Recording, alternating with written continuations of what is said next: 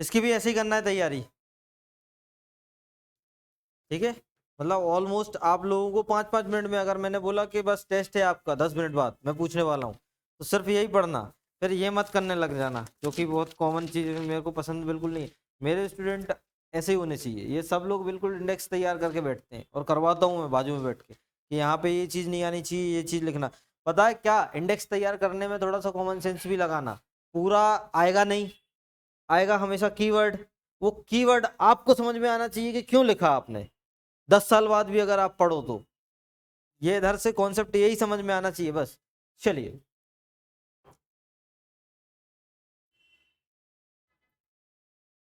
चलो।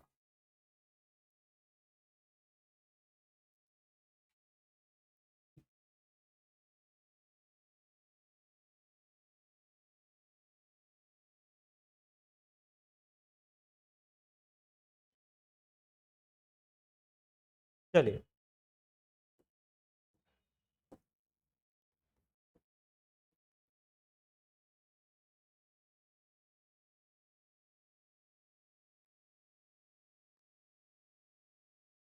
ठीक।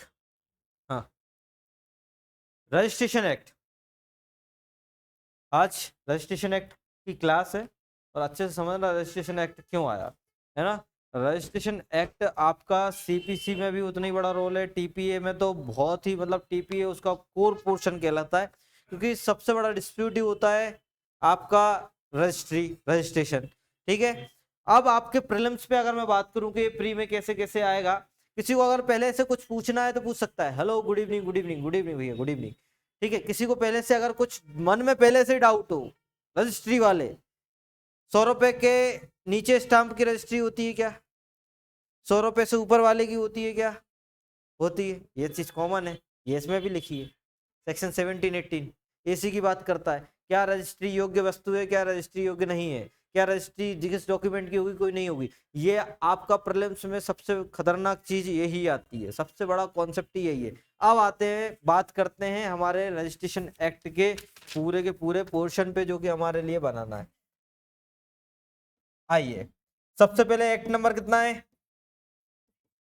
16। ईयर कितना है? 1908। कौन सी, कॉन्करेंट लिस्ट का, कौन सी लिस्ट का मैटर है? अच्छा, इसमें अमेंड कौन कर सकता है? स्टेट गवर्नमेंट, सेंट्रल गवर्नमेंट, दोनों। कॉन्करेंट लिस्ट का मैटर है।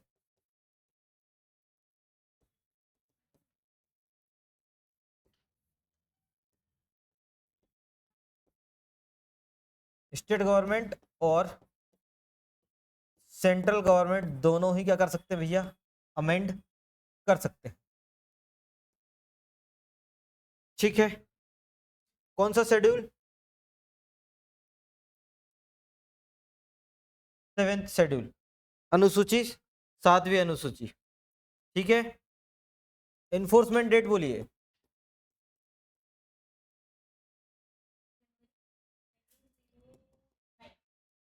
1 जनवरी 1909। एनेक्टमेंट डेट दी है 18 दिसंबर 1908। वेरी गुड, ठीक है। कितने पार्ट हैं? पार्ट कितने? 15 पार्ट हैं। पहले कितने अमेंडेड थे प्रीवियस? कितने लोग, कितने कितनी चीजें? 1871 का रहा है, 1886 का रहा है, 1877 का रहा है। ये पहले के एक्ट हैं, ये अमेंडेड आया है 1908 का, ठीक है ना। इसका ऑब्जेक्ट,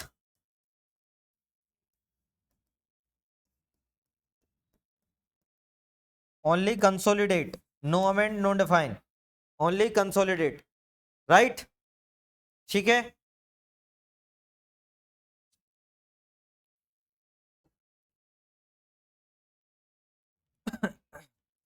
अमेंडमेंट कब हुआ इसमें? लिख लीजिए वो वाली डेट।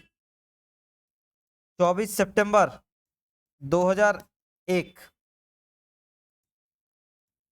अमेंडमेंट। और इसका एक्ट नंबर कितना है ये भी पूछा जाता है। इसका भी अमेंडमेंट एक्ट का एक्ट नंबर 48। इसमें भी चेंज हो जाता है, 47 45 आ जाता है इसमें कभी कभार। ठीक है, ये पूरे प्रीलिम्स के हिसाब से आपके।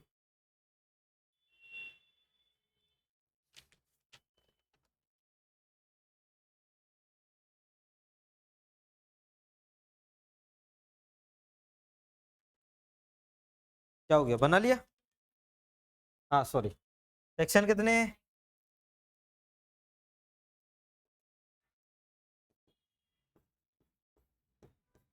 चलो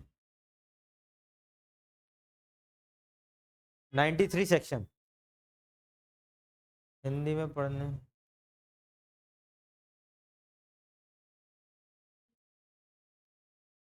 नहीं भैया, मुझे हिंदी में पढ़ाने में शर्म नहीं आती है।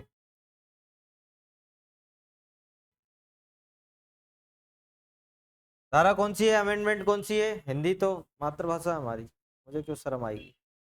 आपको समझ नहीं आ रहा क्या इंग्लिश में, हिंदी में बोलूं क्या?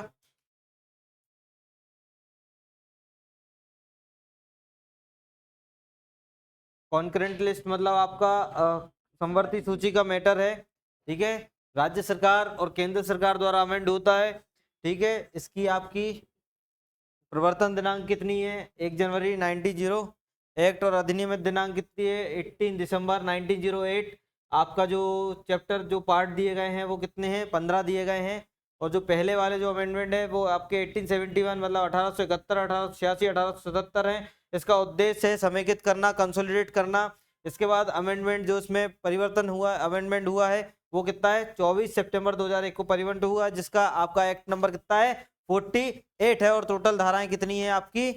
ये आपकी 93 मतलब 93 आपकी धाराएं हैं। क्या हो गया? ऐप पर रहती है ना क्लास भैया, ऐप पर रहती है, ऐप ही पर रहती है। सर ऐप पर नहीं चल रही है? ऐप पर भी चल रही है। ये आप लोगों को बस अकेला रजिस्ट्रेशन एक्ट की बता रहे हैं कि ये प्रीलिम्स के हिसाब से ये डेमो सेशन है आपका रजिस्ट्रेशन एक्ट का, माइनर एक्ट।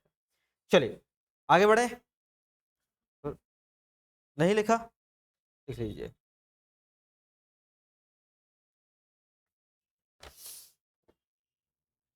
चलिए अब थोड़ा सा और आगे बढ़ते हैं।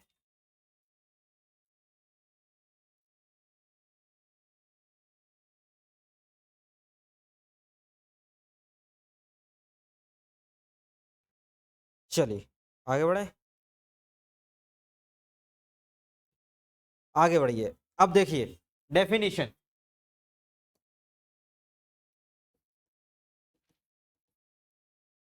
डेफिनेशन देखिए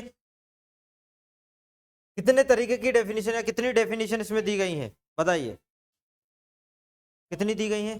10 बस? ठीक है, 11 रिपील है, वो रिपील का जरूर याद रखना, बाकी तो सब ठीक है। चलिए पहले वाले में क्या है, दूसरे वाले में, चलिए एक मिनट, पहले वाले में क्या है? अभिवर्णन एडिशन। दूसरे वाले में क्या है? बुक पुस्तक।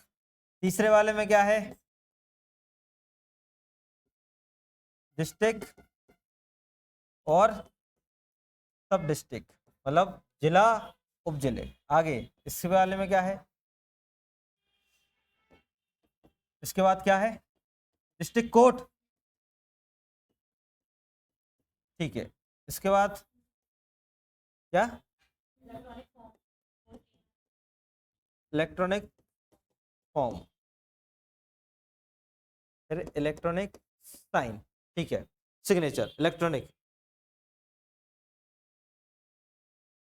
इसके बाद आगे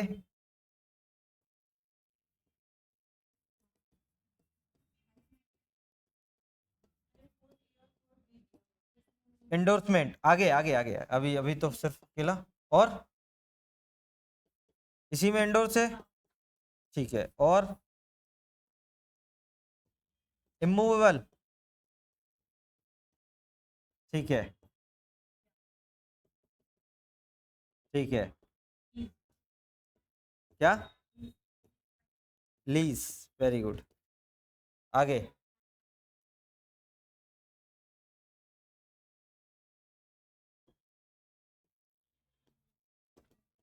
माइनर। फिर है मूवेबल। फिर है लास्ट है ना, रिप्रेजेंटेटिव। रिपील कौन सा है? स्टेट क्या है ये? किस सन में हुआ है? 19। ठीक है, चलिए। पहले वाले में क्या है? एडिशन। दूसरे वाले में बुक। तीसरे वाले में डिस्ट्रिक्ट। चौथे वाले में डिस्ट्रिक्ट कोड। पांचवे में 4A। 4A में और 4B। उसके बाद 5 में इंडोर्समेंट। 6 में इंडोर्स। 7 में 5 में दिया है ना। ठीक है, चलो हटाओ। 6 वाले में मूवेबल। 7 वाले में इंडिया लीज। ऐसा बोलते जाओ, मैं देख नहीं रहा हूँ इसलिए आप लोगों से बोल रहा हूँ। 7 में लीज है। इसके बाद 8 में माइनर है, मूवेबल। और 10 में रिप्रेजेंटेटिव। 11 क्या है? रिपील है। ये है रिपील। ठीक है, 1950 में रिपील हुआ। अब समझना पूरी कहानी। ठीक है, अब आपको रजिस्ट्रेशन एक्ट की डेफिनेशन उन्होंने पहले बता दी। अब समझना, एक प्रॉपर्टी है। प्रॉपर्टी दो तरीके की होती है, एक तो मूवेबल होती है और एक इमूवेबल होती है। मूवेबल प्रॉपर्टी और इमूवेबल प्रॉपर्टी में जब भी रजिस्ट्री कराओगे तो एक होता बुक। क्या होती है? एक बुक होती है। एक रजिस्ट्री की अलग अलग बुक होती है जिसमें इंडोर्स करने वालों के नाम, एंट्री करने वालों, जो एंट्री बुक होती है वो वाली चीज, इसके बारे में बात कर रहा है। इसमें रजिस्ट्रेशन एक्ट में सेक्शन 51 है शायद से, जो इसके बारे में बात करता है, और ABCD उसमें बांटी गई है।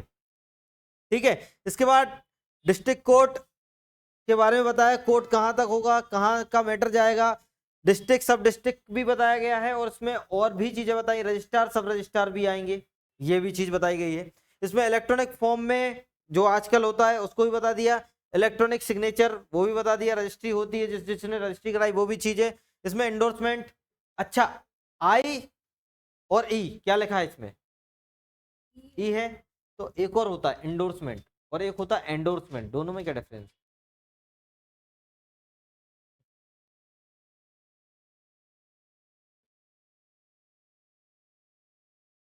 प्रणाम सर जी, कौन सा एक्ट है? रजिस्ट्रेशन एक्ट है, डेली नहीं होगा। डेली नहीं होगा, सिर्फ आप लोगों को आज रजिस्ट्रेशन एक्ट अकेला सिर्फ एक प्रीलिम्स के पर्पज से आप लोगों को बता रहे हैं। ठीक है, अभी भी आज रात का समय है बस आपके पास, इसके बाद खत्म है। ठीक है, चलिए। तो नहीं समझ में आया इंडोर्स और एंडोर्समेंट? अरे स्पेलिंग एक ही है। एक होता है पृष्ठांकन, तो उसकी स्पेलिंग क्या होती है? पक्का? इसमें क्या लिखा है हिंदी में? पृष्ठांकन। दो तरीके की लैंग्वेज, एंडोर्समेंट और एंडोर्समेंट अलग अलग चीजें होती है। एंडोर्समेंट मतलब स्वयं के सिग्नेचर। एंडोर्स मतलब दूसरे के आया डॉक्यूमेंट पे हमने सिग्नेचर किया और वो वापस आएगा, तो ये स्वयं का होता है। वो BNSS में जो एंडोर्स, वो आई लिखा है वहां पे, ई नहीं लिखा है वहां पे। ठीक है ना, वो आता है बाहर जाता है आउटसाइड, वहां पे वो एंडोर्स करते हैं, फिर वापस आता है, जैसे माना जाएगा कि उन्हीं ने किया है। ठीक है, चलिए। इसके बाद आपका आता है मूवेबल। मूवेबल यहाँ पे बताया, मूवेबल बताया 6A में लीज, 8 में माइनर है, 9 में मूवेबल प्रॉपर्टी है, और आपकी इसमें क्या है? रिप्रेजेंटेटिव है। अब समझना इस चीज को, धीरे धीरे चीजों को याद करना। अब हम एक ही उठाएंगे और एक के सहारे से दूसरा, तीसरा, चौथा, जितने भी चीज है उसको पूरे को एक कंबाइंड फॉर्म में याद करते हैं। चलिए आ जाइए, कनेक्टिविटी बाद में लाते हैं। सबसे पहले आप इसका ऑब्जेक्ट पढ़िए, आपके रजिस्ट्रेशन एक्ट का।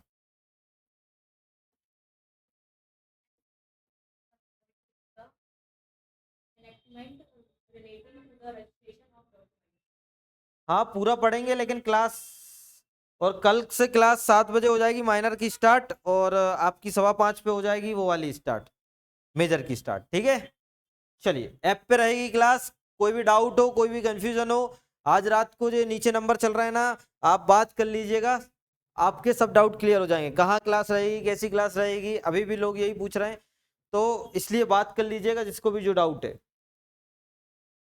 फर्स्ट डे टुडे, कोई दिक्कत नहीं है, एक ही दिन हुआ है, आज एक ही दिन है, कायदे से अगर देखा जाए, मैंने दोबारा भी पढ़ाया है। चलिए अब पढ़िए। अधिनियमों का समीकरण करने के लिए अधिनियम। इसका मतलब दस्तावेज के रजिस्ट्रीकरण से संबंधित अधिनियमों का, इसका मतलब ये बोल रहा है डॉक्यूमेंट से जितने जितने एक्ट कनेक्ट है, टीपीए आपका जो प्रॉपर्टी वाले जो act, special general clauses act में जो प्रॉपर्टी बताई गई वो, तो इसका समेकन यहाँ पे होगा। ये डिसाइड करेगा किसका रजिस्ट्रेशन होगा, किसका रजिस्ट्रेशन नहीं होगा, ये डिसाइड करेगा क्या मैंडेटरी प्रोसीजर है, क्या नहीं है। सिंपल सी बात, ये मैंडेटरी वगैरह ये सब चीजें बताएगा, एक ऑप्शनल बताएगा और एक मैंडेटरी बताएगा। अब इसमें क्या बोला, यह समीचीन है कि दस्तावेज के रजिस्ट्रीकरण से संबंधित अधिनियमों का समीकरण किया जाए और यह एतद द्वारा अधिनियम अधिरोपित किया जाता है।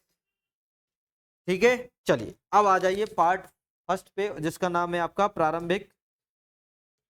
पढ़िए, शॉर्ट टाइटल, एक्सटेंड और कमिटमेंट।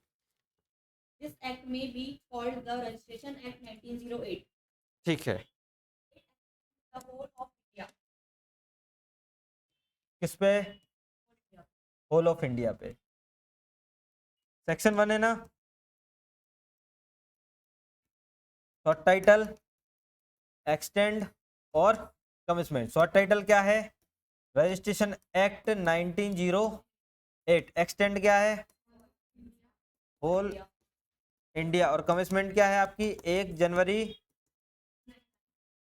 ठीक है, 8 और 9 में कंफ्यूजन नहीं होना। पढ़िए, प्रोवाइजो पढ़िए जरा। State government may exclude any district or tract of country from its operation. बताइए क्या लिखा है, इस बात का मीनिंग कौन बताएगा। सर इसमें किन्हीं डिस्ट्रिक्ट और किन्हीं मतलब क्या बोलते हैं तो वो कर सकती है। हर चीज का एक ना एक क्राइटेरिया होता है। उन्होंने बोला कि आप रजिस्ट्रेशन एक्ट बोल रहे हो होल ऑफ इंडिया पे, हो सकता है वहां का लोकल का कुछ हो एक्सेप्शनल, कि वहां की भूमि नहीं ले सकते, जैसा कि जब भी हम एमपी एलआरसी वगैरह जब में जाते हैं, अब किस चीज का रजिस्ट्रेशन हो सकता है, किस चीज का नहीं हो सकता है, तो ये प्रोवाइजो ये क्लियर करता है। राज्य सरकार अगर चाहे, जैसे कि अगर आपका एमपी एलआरसी अगर आप लोगों ने थोड़ा बहुत ब्लर करता होगा, अगर आप लोगों ने कहीं से पढ़ा होगा, तो राज्य सरकार अगर चाहे तो ये बार कर सकता है कि यहाँ पे इस भूमि का रजिस्ट्रेशन आप नहीं करा सकते, ये गवर्नमेंट की। सिंपल सी कहानी है। बोले तो किन्हीं जिले डिस्ट्रिक्ट में या किन्हीं देश के किन्हीं भूभाग में इसके प्रवर्तन से वर्जित कर सकता है, इन्फोर्समेंट से, कि यहाँ रजिस्ट्रेशन एक्ट नॉट एप्लीकेबल, मतलब पावर है बार करने की, किसके पास। यस, तो ये आपके कमिटमेंट पे, ये आपके होल ऑफ इंडिया पे एक प्रोवाइजो जोड़ा गया। क्या जोड़ा, प्रोवाइजो। और प्रोवाइजो में पावर किसको है, स्टेट गवर्नमेंट को पावर है कि वो बताएगा कि इसका इन्फोर्समेंट कहाँ नहीं होगा। ऐसा लिख लो ना, कहाँ नहीं होगा, ये बोल देगा, वो बता देंगे कि यहाँ पे इन्फोर्समेंट नहीं होगा। राइट, इसके बाद डेफिनेशन पे, डेफिनेशन में पहला पढ़ लीजिए। हाँ, एडिशन पढ़ लीजिए। Addition means the place of residence and the profession, trade, rank and title of a person described, and in the case of an Indian, his father's name, or where he is usually described as the son of his mother, then his mother's name. बहुत अच्छे से पढ़ लिया, पढ़ लिया, free है समझना। यहां से आया, लिखा अभिवर्णन से विपरीत है व्यक्ति का निवास स्थान, व्यक्ति का वृत्ति मतलब जो प्रोफेशन में है, व्यक्ति का व्यापार, ट्रेड, पंक्ति, उपाधि यदि कोई हो। इसका मतलब ये बोल रहा है व्यक्ति की उपाधि, व्यक्ति के वृत्ति, व्यक्ति का व्यापार, व्यक्ति की पंक्ति, रैंक, प्रोफेशन, टाइटल, रेसिडेंस, कुछ भी यदि कोई हो और यदि भारतीय हो। इसका मतलब ये बोल रहा है एडिशन। क्या पढ़ रहे हैं हम, एडिशन। पहले वाला है ना ये वाला 2 का 1, एडिशन मतलब अभिवर्णन। अभिवर्णन को समझेंगे, वर्णन कर रहा है किसी भी चीज का, एडिशन बता रहा है कि हम दो तरीके की चीजें यहाँ पे देखेंगे। एक तो हम देख रहे हैं पहली चीज सिटीजन ऑफ इंडिया, यही देख रहे हैं ना पहला, और दूसरा इसी के साथ एक कनेक्ट कर रहे हैं जो एडेड व्यक्ति है यहाँ पे। कौन सा व्यक्ति है यहाँ पे? Any person, a person is describe, मतलब ए पर्सन डिस्क्राइब,